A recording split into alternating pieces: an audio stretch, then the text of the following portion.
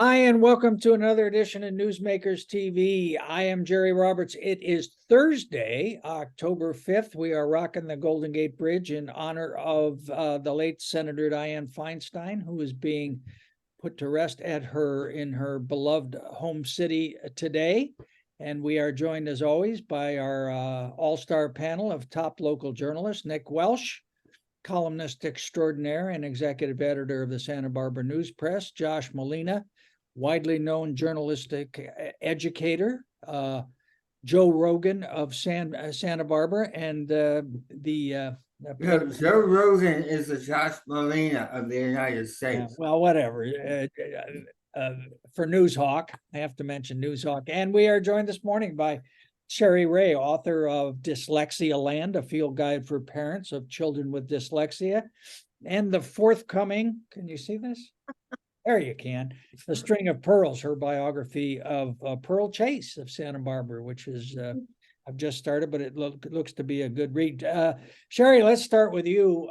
For the 2 or 3 people in the world who haven't read Newsmakers, our website yet this morning, you have a piece up about the October being a congressionally recognized month, National Dyslexia Month. What is dyslexia, and why are we concerned about it? Okay, thank you for having me on, Jerry. It's a pleasure to be here. Dyslexia is a neurological difference in the brain, and it occurs in 1 in 5 individuals. So it's pretty widespread. It's very confusing to most people. And, if people hear about dyslexia, they joke about it. They go, oh, you see things backwards, or I had a dyslexic moment, or that sort of thing. Well, it's a lot more than that. And it affects children particularly because they don't recognize it typically in school. So there's this typical wait to fail issue that goes on. And dyslexics need to be taught reading in a very specific, very multisensory way that is different than school reading is typically taught. So these kids who are typically fairly bright, or at least in some range to be extremely bright, get stuck, and they're stuck maybe first, second grade. And I came upon it because I'm a mom, and my son was very bright, very smart, really, he would say amazing things. I didn't think he'd ever have any trouble in school. And suddenly he never picked up reading.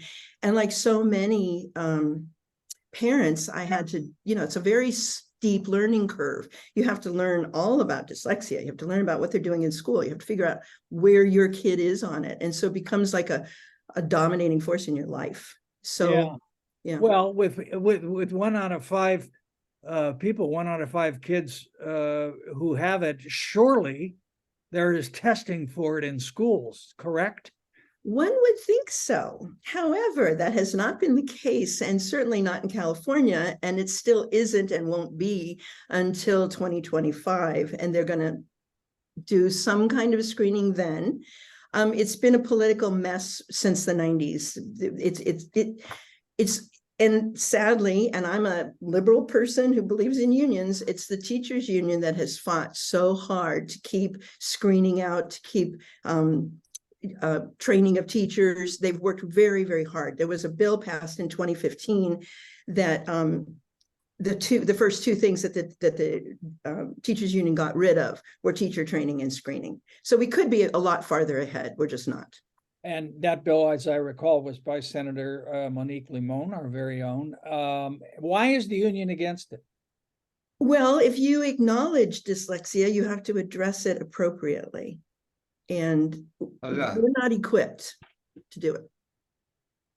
Now, you and your partner at the Dyslexia Project, Moni DeWitt, have done a lot of work about literacy, and I think deserve massive credit for getting the reading curriculum changed. So is this a key issue about literacy, about poor test scores, about all the things we talk about how the schools aren't working? Yeah, it's really interesting. It's, you know, about 10 years ago, there's a grassroots organization of parents started forming this group called Decoding Dyslexia in every state across the union. And then because of social media, everybody got connected and started sharing stories. And the stories were the same, whether you're in Santa Barbara or Boston or Wyoming, it didn't matter.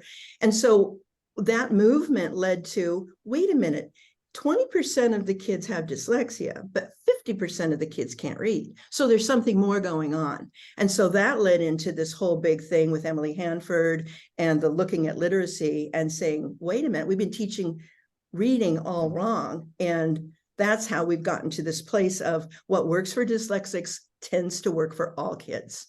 And, you know, it's really nice at the Dem Women's event last Monday night. Emily Zacharias spoke eloquently about what we need to be doing. She's on the Yes. Goleta school board. Now, Yeah. Josh was just saying before the show started about how Hilda Maldonado deserves great credit, the superintendent of the Santa Barbara Unified, for reading scores actually went up this year. So that's a good thing. Yes. Is that what do you got to say about that? Why is that happening? I would say that I don't know that the scores have gone up incredibly. There's some statistics out there of 2%, which is not even necessarily possible to Could be a valid. rounding error. Yeah. Yeah. And so less than half, correct me if I'm wrong, less than half of students in Santa Barbara Unified are reading below grade level still.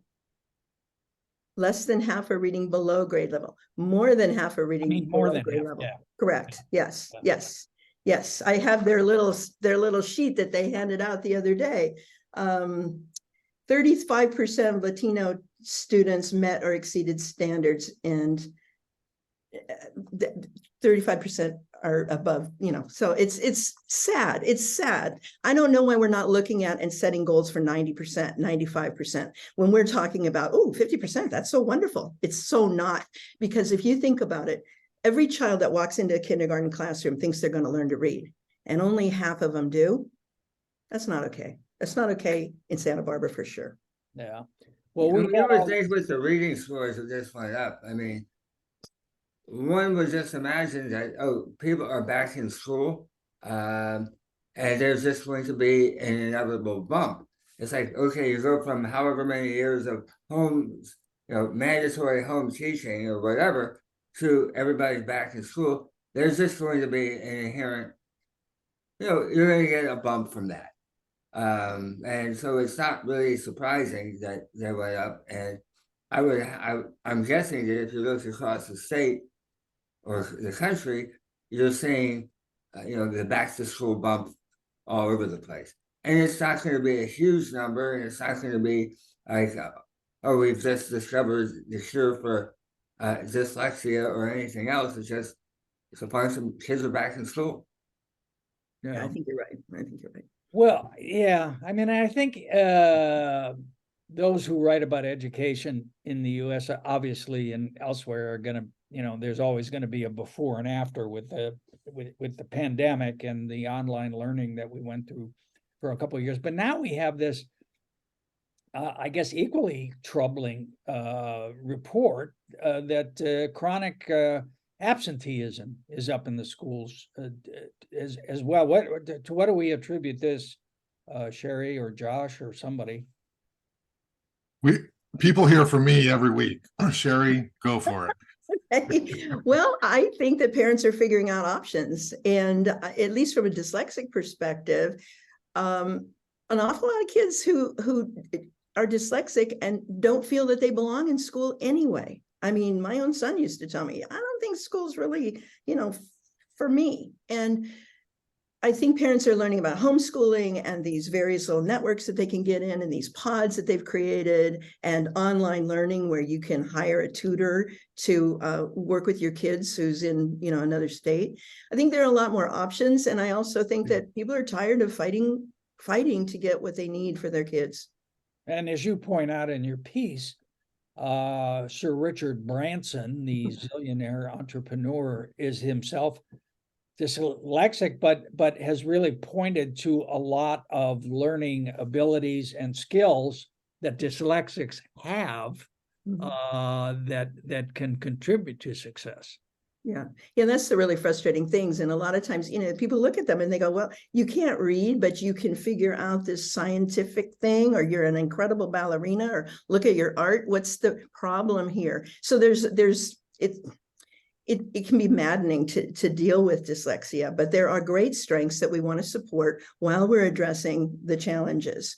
And I think too often, especially in school, it becomes an issue of reading becomes everything, and they overlook the gifts that a child has. In my son's case, it was baseball. He was a great athlete and really good at baseball. So he at least had the opportunity to succeed. So when I talk to parents, I always talk to them about what is your child good at, and let's really support that. Hey, Cheri, I have a really dumb question. How does dyslexia affect math learning? Well, there's something called dyscalculia, which is like being dyslexic in math. It's like, and a number of, it often goes hand in hand. But an awful lot of dyslexics are very good at computing and seeing patterns, and they're good in math. But what happens is typically now, because of word problems, they're not even achieving in math. So it's a real problem. And if they're taught direct, explicitly, multisensory with manipulatives and that sort of thing, they do really well if it's recognized. But recognizing it is everything. No. All right. If I could just add one thing on like the big picture education stuff. I'm not going to talk about dyslexia because, Cheri is the expert on that, but someone who covers education, we have massive funding problems with how we fund our schools, because, I go to the school board and it's like, multi-million-dollar payroll right there in that room from people with EDDs, and they're all talking about theory and they're all talking about what the kids need. And then you have teachers in the classroom underpaid, where they have to like go and protest every year. We need more classes. We need smaller class sizes, and we need more teachers, and we need more classrooms and ability for students to be able to learn in smaller settings. And I think that is true no matter how the student learns. But instead, we get all of this top-down talk about what's best for the students when, we need smaller class size. That's what independent schools do really well. That's what Goleta does. They have smaller class size in Santa Barbara, right? Yeah, Goleta Union School District is a higher performing academic school district than Santa Barbara Unified. And that blows a lot of people's minds who come in here, for tourism and think Santa Barbara's perfect. And it's because Goleta's, and the elementary school district is only a little bit smaller than Santa Barbara Unified. It's about 400 students. So it isn't as though it's like this massive thing. So smaller class sizes, restructuring how we fund our schools would go a long way in addressing these issues, because, if you're a kid and you're the first generation to speak English in your household and you go to school, you're not going to get attention. And then there's this subconscious thing that some teachers have, where they're going to presume your intelligence level based on the fact that you're quiet, which is horrific. Okay. It is horrible. And so when they do that, if you're the quiet kid, your insecurities are reaffirmed, and then you get lost, and then you get behind, and you get more behind. And if you have dyslexia or anything else, you're just kind of ignored. And so if you have a smaller class size, there's more opportunity for these kids to get noticed and called on and pay attention and not get lost to all the extroverts, all those kids who are doing this the whole time. And we've all been in school. Those kids get more attention than the quiet kids. Yeah, which sort of goes to what is it, Cheri? Is it ILP, individual learning plan, or something?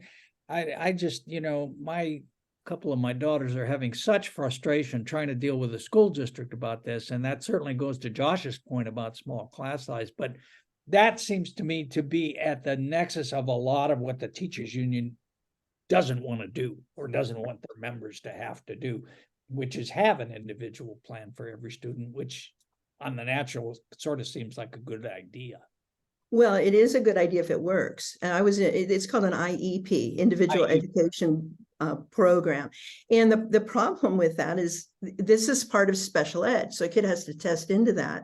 And I can remember saying, this is the best thing that could have ever happened to my son at the beginning. And then at the end, I was like, he didn't belong in special ed. You know, if the teachers know what they're if the teachers are well schooled and know how to meet that child's needs, but if they're not, it's exactly what Josh said, they're going to get lost. And I was in an IEP just the other day for a 5th grader reading at a 1st grade level. And I looked at the teacher and I said, you know, you probably have 5 or 6 dyslexic kids in your class. And that poor teacher looked at me like she was just horrified. She had no idea what I'm talking about. Yeah, And this so, little child, has been lost for his whole life. Yeah. I was wondering how Catholic schools deal with dyslexia. Because the Catholic With schools, one of a the smack first- of the ruler on the back of your hand. That's how. Well, one of the good things about Catholic schools having been is you can't hide. I mean, they will shame you and abuse you, but you can't hide, and you actually they teach you. How do they deal with dyslexia? How do other private schools deal with dyslexia? Well, there are private schools that are specifically for dyslexic kids, and they typically start at about $60,000. And they are multisensory, direct, small classes, and because they're paying a lot of money, they get like everything you can imagine. Right. But and there is at least one parochial school in town that I know of that has an Orton Gillingham instructor who works with the kids like on a special basis for those kids who are dyslexic, and that's the sort of the gold standard in how to instruct them. Moni, my pal Moni, it was taught at Catholic schools, and like you said, the nuns just drilled it into her, but it was all based on phonics and structured literacy and learning Latin and learning the roots of the words and learning the language very explicitly. And that was how reading needs to be taught. And I know people go, oh, it's boring. Actually, it's not. Kids need to learn to read, and that's just, they need to be taught. They need to be taught. All right, before we leave the school board, Josh, real quick, this deal between Unified School District and the Housing Authority, what's that all about? Are they using school district land now, vacant land? Yeah, I mean, that was a big rah-rah effort by the school board. They spent about an hour on that and 8 minutes talking about the drop in enrollment. But it is a good thing. The school district owns land, and they're partnering with the housing authority, and they're going to build apartments for teachers, for staff and teachers. And this is a way for them to recruit, retain, have people closer to where they teach, so they're not commuting. They're commuting a lot less. And so it was a big deal because the school district— How many units? Do we know how many units, Josh? Yeah, I think it was around 40-ish. I don't recall the exact number. But Santa Barbara Housing Authority, of course, and City of Santa Barbara do this, but school district has not embarked on this. So this is over on the east side. So it's a very good deal as far as partnerships to find a way to fund housing. What'd you say? They were talking about this a long time ago over in Hidden Valley by Veronica Springs Road. They have a lot of land there. At the time, there was a former planning commissioner in town named Judy Arias, and you did not mess with Judy Arias, and she was a frightening person, and she chased everybody away. I don't know if Judy's still alive, but I think that the urgency of the housing crisis is going to— I mean, I know that parcel of land is on the list that the school district is looking at. Parma is like the one they're looking at, right across the street from Trader Joe's over on Milpa Street. And I don't know what's being done with that building now. It always seems like it's just sitting vacant. So it seems like a really good site. Yeah, well, that's what we're always talking about. Who are we going to build housing for? Teachers and cops and firefighters and stuff. So it sounds like a sort of a no-brainer to have done that. All right, let me ask something else that's going to affect a lot of people. Nick, the Sansum Sutter partnership was formally announced. I noticed Doss got his face in there on the cutting the ribbon. It doesn't really sound like a partnership, though, is it? Well, I mean, it's a partnership, but it's a partnership basically where Sutter is, you know, The people that acquired Sansum. Sutter Health is the largest healthcare system in Northern California. It has 12,000 physicians. Sansum has 250. That kind of puts it in perspective. So Sansum, it's a storied, iconic, historic, legendary Santa Barbara institution. It's been around for 102 years. It's our clinic. And so it is a big deal. It's kind of a sad deal. It's probably a necessary deal. Healthcare universe is topsy-turvy. COVID definitely scrambled everybody's eggs. I don't know if you noticed, Kaiser Permanente workers are going out on a 3-day strike. Everybody, there's not enough doctors, there's not enough nurses, there's not enough nothing for nobody. And Sansum, if you try to get an appointment, you're waiting till who knows how long. And unless you say, oh, I can't breathe, or I have something wrong with my heart, or I have a lump in my gonads, you're going to wait a long time. And Well, no, they'll just tell you to call 911. yeah, I mean, they are, and it's not because they Oh, are. are things going to get better? It's the hope, the prayer, and the expectation is that Sutter, because it has, I think, 33 hospitals, maybe it's 24. At a certain point, how do you remember? That they are going to have internship and residency programs for young doctors, and that if you sort of come of age in a Sutter hospital, maybe you'll look to go work in another Sutter hospital long term, so that you're creating a supply chain of new doctors who might more likely come to Santa Barbara than we're having now. The real shortage problem we're all facing is primary care doctors, because they get paid the least, and everybody wants to be a specialist. So there's a reasonable expectation that Sutter is going to be able to compete a lot better, a lot more effectively, to bring doctors, nurses to Santa Barbara and be able to keep them here.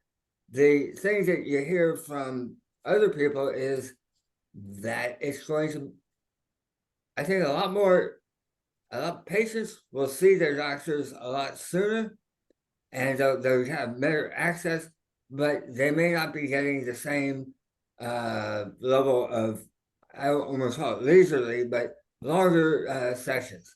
I think that what I'm hearing is that doctors are going to be under a lot more pressure from Sutter to see more patients in the course of a day. Will they get a raise? I think they will be able to. I don't know what Sansum can pay, but anecdotally, what I'm hearing is that Sansum has a hard time competing with other doctors. Sutter, it will be able to compete. There was I mentioned in the story I wrote that in 2018-19, the state of California settled a $575 million, basically a monopoly restraint of trade price gouging lawsuit with Sutter up in Northern California. The allegation at the time was that hospitals in Northern California, a procedure in Northern California costs 70% more than in the South because of Sutter's market dominance.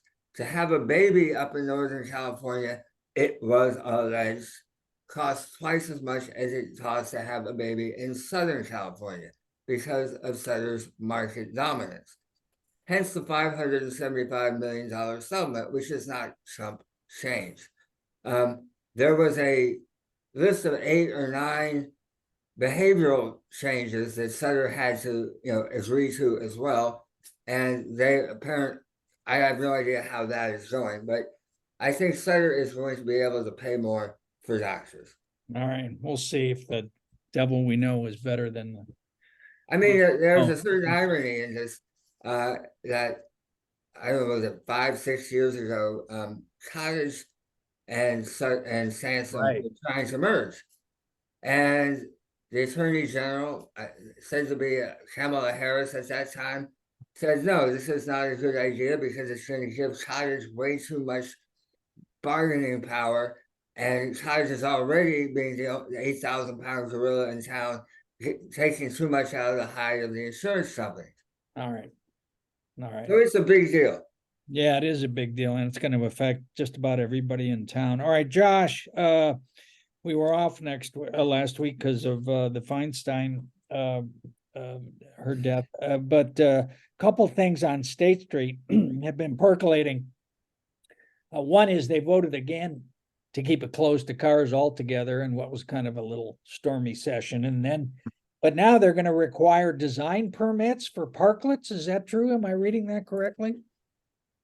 Yeah, so two separate things, but obviously related. There was talk of closing or opening up State Street to cars except for 2 blocks. And Eric Friedman had proposed this at the council meeting, and it was shot down. There weren't enough votes for it, so it did not Close pass. though, 4-3, huh? It was all Jordan's fault. Yes, he was sort of the swing vote. When you're running for re-election, everything becomes a more intense decision. So he decided that we should stay the course, let the State Street master plan play out, and we shouldn't experiment now. And that was the prevailing attitude of the council at that point. There were a lot of speakers, of course, who were talking about why we should open up part of State Street to vehicles.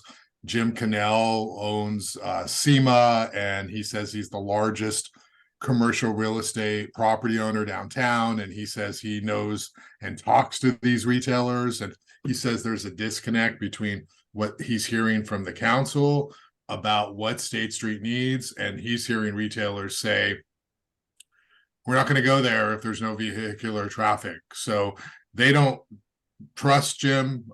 They see him as just whatever, being a little bit too brash and abrasive. And Kristen Sneddon, Councilwoman Sneddon, kind of called him on it in a very fiery exchange.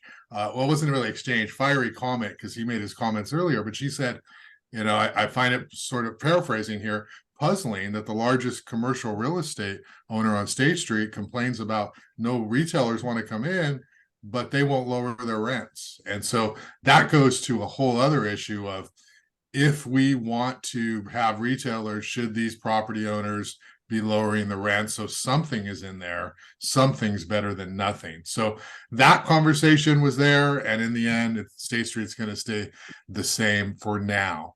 Of course, we don't want to experiment. This whole thing is an experiment. They're already experimenting. I mean, that's the goofiest argument all right, but so while they're catering to the restaurant owners on one hand, this design thing for outdoor dining sounds like the restaurant folks were not very happy about. Jerry, let me just step in, because you're not going to start with the electric bikes again, are you? I'm not going to even Jerry, mention you take your life in your hands by going down on State Street, Chair? every single day. So, but here's the deal. The 2 votes are completely in sync with each other. The restaurant owners have said, hey, if you want a nice, sparkling, aesthetically pleasing parklet, give us the time to amortize our costs so that we have some security that we might be here. So what the council did last week is it said, we're going to extend your lifespan as a possible parklet for 3 years.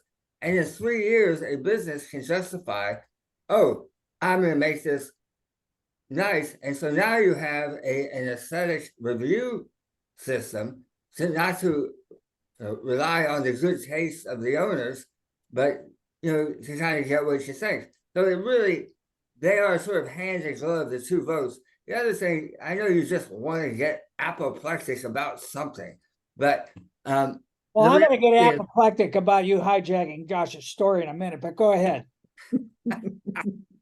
Josh was not coming to my rescue and making the points that needed to be made. But the reality is what happens. The state just passed a bill saying that cities now have the authority to extend the emergency legislation that gave rise to the parklets by 3 years.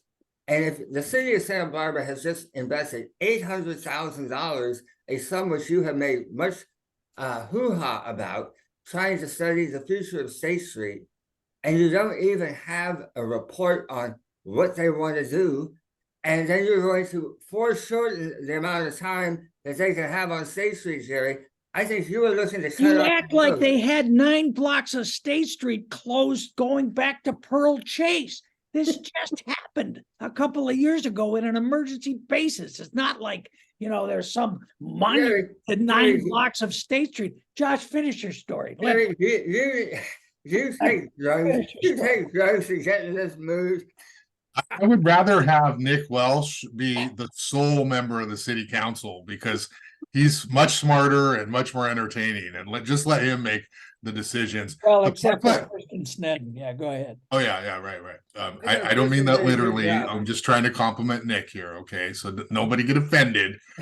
But what I mean is, the vote this week was private property, so it's really to address funk zone. So in the funk zone, you have these places where there's like no outdoor space, and so they're parking lots. They have these parklets on their private property. So they're saying you better go through a process here. You're going to have to pay more. And the big thing is, if you have more seating, you might have to build more bathrooms, and this is a significant cost. Yeah. And so what some of the restaurant owners, Sherry Villanueva, and owner of Lark and a bunch of other restaurants were saying was, can we have portable bathrooms? Like if we have to go in there and build new bathrooms because we're outdoor seating, that's tens of thousands of dollars, more than 100,000. This is of course what sunk the ice skating rink or the roller rink that was going to go into the old Macy's building. Was they had to build bathrooms, and they're like, we're out, there's not enough. So that is what is really going on here. And so the council will probably let them have portable bathrooms because it's an election year and all these next year coming up, and they're all going to want to do whatever they have to do to look really nice and sympathetic to the community. Can I just jump in here, Jerry, if it's okay with you? On behalf of the State Street The electric bike 2090 issue file- committee, yes, here's Nick Welsh. the issue file bike riders. I had breakfast at Joe's this morning. I was spending money on State Street, unlike some people I should talk about. And Hey, I was at the Halloween store. oh, that's good. And what and if you go to I almost Joe's- got run down by 2 girls on an electric bike on the sidewalk. well, Jerry, I Were they think girls, Jerry? How old were they? Yes, they were young. They appeared to be middle school. Well, it made you nimble, didn't it? Anyway, the people at Joe's are saying, you know what we need? We need to have public restrooms downtown because right now Joe's is the de facto. If you go to Starbucks yeah. across the street, if you go to any of the businesses around Joe's, everybody goes into the Joe's bathrooms, and they put up with it. But the reality is, we like to consider ourselves a cosmopolitan world-class destination city. Well, cosmopolitan destination world-class cities do have public restrooms. And so I think Cheri Villanueva and a lot of these issues are going to be addressed if we were to do that. Now, the reality is it took about 200 years to get a public restroom on state, the first one, and that was only because Mayor Harriet Miller was in the White House then, and she rammed that through. And it's been a long time since Harriet's been mayor, but I do think State Street public restrooms is the 8,000-pound gorilla under the carpet that we need to talk about. The 800,000-pound gorilla. By the way, you take your life into your hands if you try to use that public restroom next to Marshall's. By the way, I know, Nick, you're a little grittier than me, but it's not a pleasant experience. I'm totally with you. It's you don't just build it, you gotta keep it clean. And it's hard to do. All right, before we go, big political story of the week. Roy Lee, Carpinteria City Council. Jerry, there you go. Listen, with an Just let Josh talk a little bit. Come on, I cannot wait for the independence endorsement on this race because he's running again. There are lots of rumors going around. Hear me finish my What are the rumors, Jack? I like to hear one. I don't want to start trouble with the independent, but I think you know the rumors. Oh, so. That's that. I'm afraid that. I'm afraid of that. I can't even imagine. Well, there was an endorsement in the last first district supervisorial race, and lots of pushback and hurt feelings over that, and maybe there'll be let's make it right this time. Here's who is Roy Lee, real quick, Josh. And Roy Lee is a Carpinteria City Council member, and I've never actually talked to Roy Lee. I've covered him and quoted him. The couple council meetings I've been to. He owns Uncle Chen restaurant in Carpinteria. Everyone I've talked to said he's an awesome dude. He's a great guy. He's very nice, very likable, Democrat, kind of moderate, and so. People were looking, the DOS haters were looking for someone to challenge him, run against him. And they weren't all haters. They were people who were objectively looking at his record. Go ahead. People hate DOS, Jerry. That is a correct term. They hate DOS. And I'm not saying it's not justified, but I don't know anyone who's like, yeah, he's okay. It's either love him or hate him. So anyway, they were looking around and, sort of the people who could be more credible, legitimate, well-known names are like, we're not going to do that. This will ruin my political career down the road. We need the Democratic Party in the future. Yeah. And so they're like, we can't do that. And he's the really good campaigner. So why would I do that? And so Roy Lee is willing to put himself out there. And, it'll be interesting. Competition's always good. I don't know what kind of campaign he's going to run. I don't know how much money he's going to raise, but if they can raise money, run a campaign, focus on the issues and hit DOS on the honesty issue just over and over and over again, because that's what people complain about. Done before. I mean, I get it, but I kind of thought, really, this is just on Roy Lee. I mean, I've heard, great restaurant, decent council member, but as someone to take on DOS, it is like it's not even David and Goliath, and the fact that they could not get a more prominent, more formidable, more threatening candidate just suggests that nobody in their right mind wants to do it. And if Laura Capps, who has the Surrey Capps name, a very smart political operator in her own right, could not beat DOS with all the money she had behind her. A lot of people are going, why am I going to do this? And you have Wade Cowper, the campaign consultant. Cooper, sorry, thank you, who also represents Carpinterians for Responsible Cannabis. Obviously Carpinteria has a serious bone to pick with DOS for obvious reasons having to do with the cannabis odors. I don't know if that is a strong enough base from which an ignition point from which a prairie fire of revolt can be expected to spread. Sounds like he's already drafting that DOS endorsement now, doesn't it, Josh? I'm just being a realist there. Roy Lee, right? If you're going to do something, you've got to be all in. You got to start early. You got to raise money. You cannot run because you have good ideas. Like that is never going to work, and it's never worked for anyone. You got to make the case against money. You need massive amounts of money so people will know who you are. DOS is not thinking about getting reelected. He's not worried about that. DOS is thinking about Congress.